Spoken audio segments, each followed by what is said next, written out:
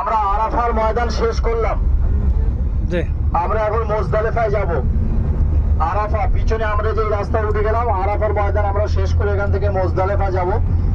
রাস্তায় বোর্ড লাগানো থাকবে, আরাফা থেকে মুজদালিফা 11 কিলোমিটার। হাজি সাহেবরা, বেশিরভাগ হাজি সাহেবরা আরাফার ময়দান থেকে জোহর এবং আসরের নামাজ মসজিদে নামেরায় একই আজানে দু ওয়াক্তের নামাজ হয়। সন্ধ্যা ডুবে গেলে, সূর্য ডুবে যাওয়ার পর হাজি সাহেবরা আস্তে আস্তে আরাফার ময়দান ছেড়ে দিয়ে মুজদালিফায় যায়। বেশিরভাগ হাজি সাহেবরা পায়ে হেঁটে যেতে হয়, একদম মানে পিঁপড়ের মতো এই রাস্তায় মানুষ গিজ গিজ করে। হাজি সাহেবরা 11 কিলোমিটার মতো রাস্তা। সামনে দেখেন একটা বোর্ড লাগানো আছে, মিনা মুজদালিফা। Muzdalifah 5 kilometre. যে